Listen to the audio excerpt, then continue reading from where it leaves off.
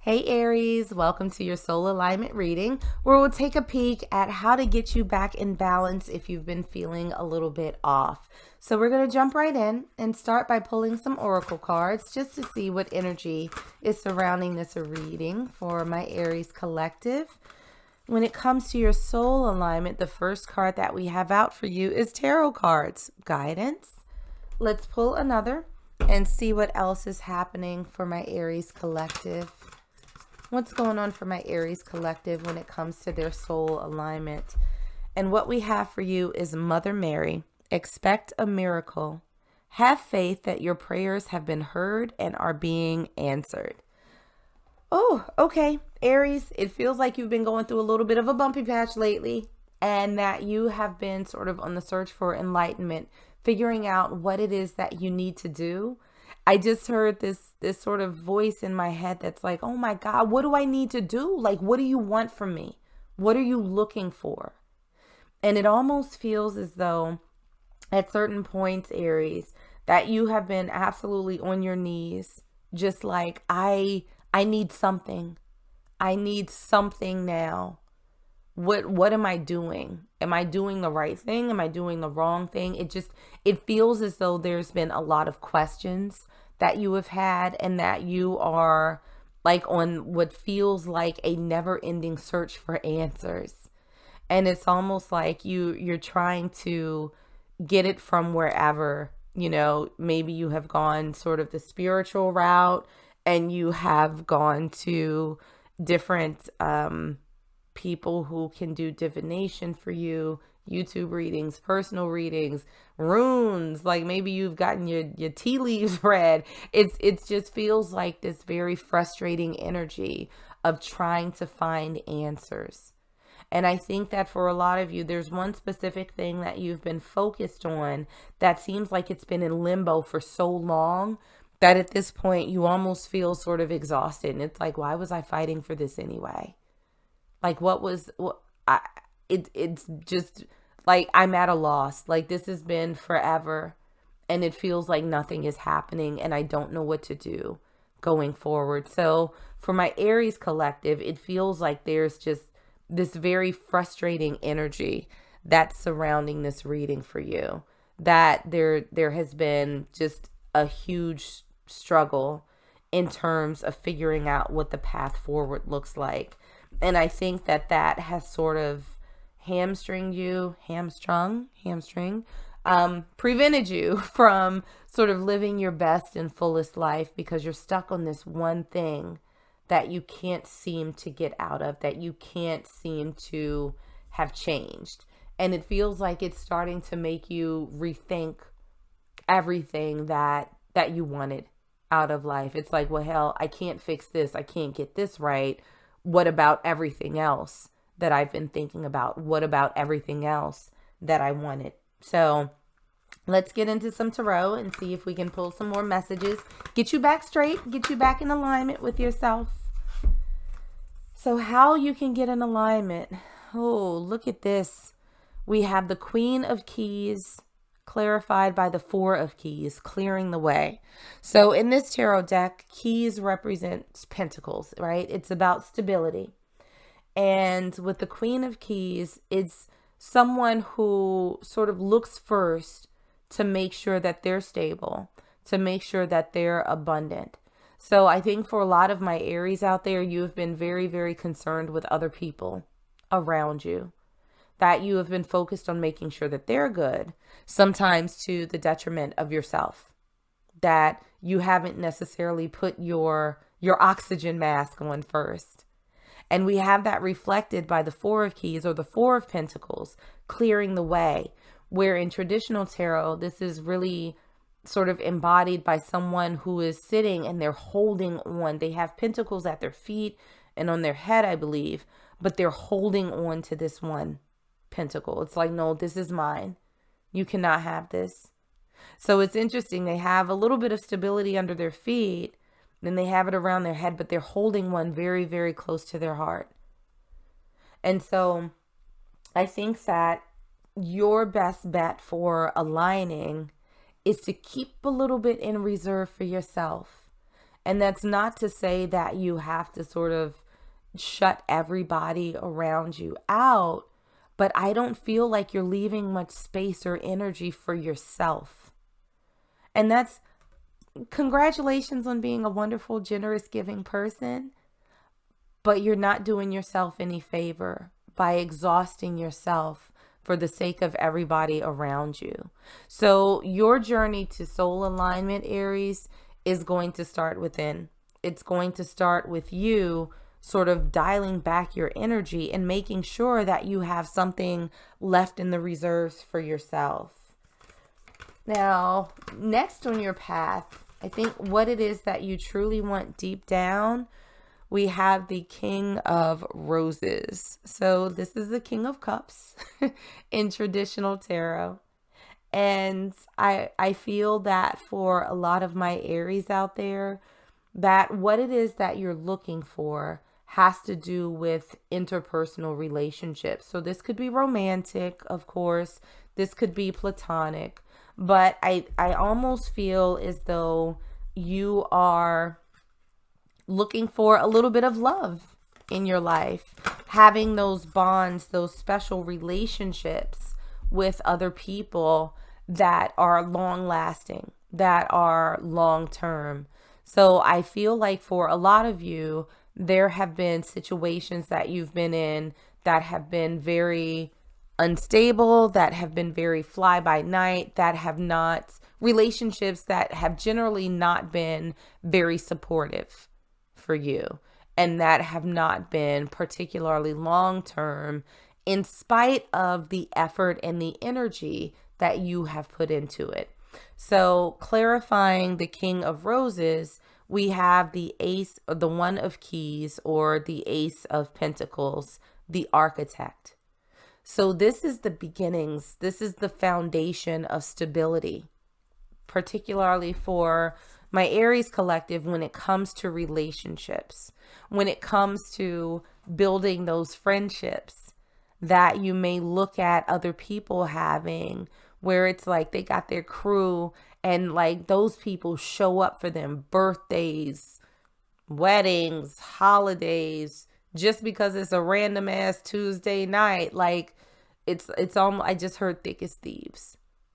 And so it feels like for a lot of my Aries out there, you're looking for those types of relationships that up until this point, you haven't really been able to cultivate. And so I feel like you want the opportunity. What you truly want is to create that tribe, that community around you.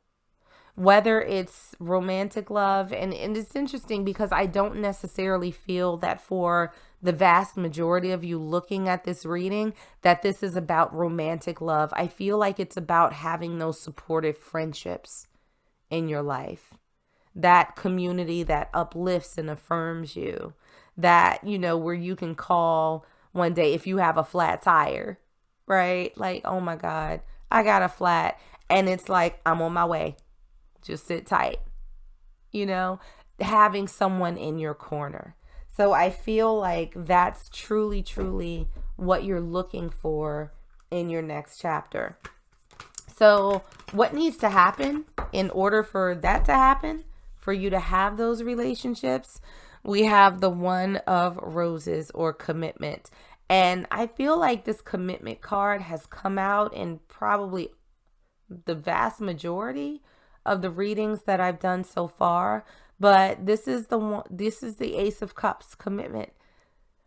You're gonna have to put yourself out there. There's no easy way to say it, Aries, and I know that it can be a little bit rough, especially after you've experienced disappointment, but you're going to have to keep trying. You're going to have to remain open and committed to sort of sorting through who it is that comes your way. And so I do understand that when you've been hurt before, when you feel as though you may not have necessarily been given what you have given out, then it makes you, from a human standpoint, it makes you want to just not do the same thing anymore. And so, you know, you can't have this this circle that you're looking for if you close yourself off.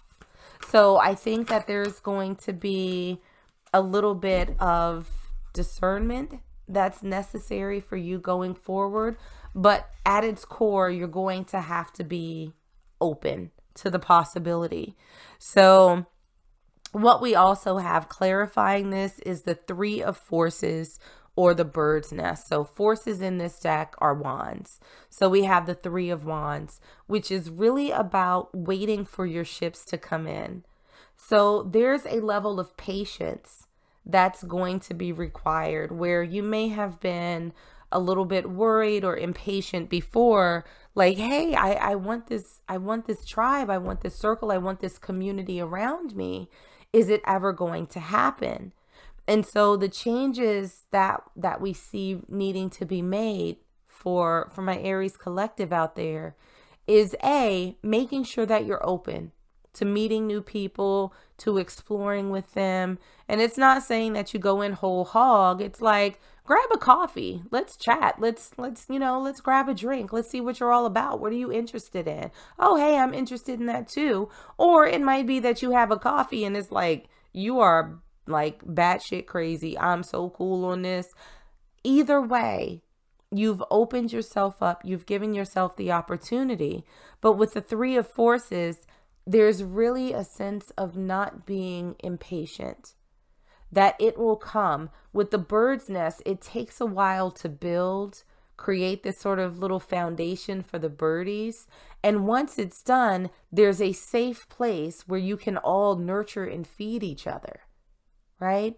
So I think instead of, sort of trying to rush things or being frustrated or being impatient, that this is a time for you to have fun and just get out and explore a diversity of personalities and interests and all of that good stuff. But there's nothing that you can do to sort of force this to happen. It's a matter of putting yourself out there in a smart and responsible and safe way and seeing what comes back to you. And I think that you've already been through enough, Aries, that you know what feels right and what doesn't feel right for you, that you know that you can walk away whenever you need to if it's not a good fit. But there's nothing here that you need to force. So it's almost like you've put your desire out there in the world and they're being answered, right? It's just going to require a little bit of vetting on your end to make sure that what comes towards you is the best fit for you. So listening to what it is that your soul wants in the future, we have Archangel Gabriel. And so Gabriel is widely considered to be the messenger of God. So very helpful in terms of communicating, nurturing your inner self. And so I think that what your spirit wants is a safe place where you can truly, truly be you, where you can express your thoughts, your feelings, your emotions, and not necessarily be judged in a bad way for it, and making sure that you're taken care of. So not just by the people around you, but also by yourself. So that's what your spirit wants. Like, I feel like your soul understands the need for community, absolutely. But I think your soul also knows that community starts with you. So if you're not taking care of yourself, then it's going to be hard to find a group of people who are going to be invested in you as well. And so this is interesting because we have Archangel Gabriel clarified by the Five of Scrolls, diversity, or the Five of Swords. And we also have the Scribe. So what this feels like is the realization of what it is that you've been manifesting, right? This community that you're looking for, this ability to communicate and be open and feel safe in this space with other people. It's going to be a sort of, I don't think that you want to be restricted to one particular type of person or just reliant on one person, that you want to have this group around you that you can share different things with. So listening to what your soul wants you to do is going to require you to expand. It's going to require you to cast this net wide and see what comes back for you. And with the scribe, this is someone who takes information and they write it out very carefully, and they do a lot of consideration. There's a lot of thoughtfulness around this energy. So listening to what it is that your soul wants is going to require a little bit of work on your part, for sure, right? It's going to require you communicating. It's going to require you taking care of yourself first, instead of trying to make sure that everybody else around you is whole before you get to yourself. It's going to require you being open to a sort of broad swath of people and experiences, and then evaluating those experiences to determine ultimately what's right for you. So not bad energies that are coming through by any stretch of the imagination, Aries.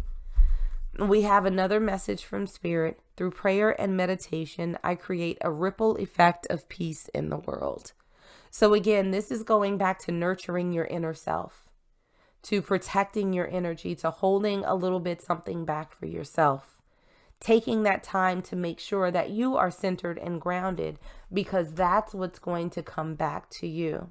Or at least that's going to give you the ability to discern whether or not the people who are coming into your circle have that same vibe, who are embracing that same type of energy.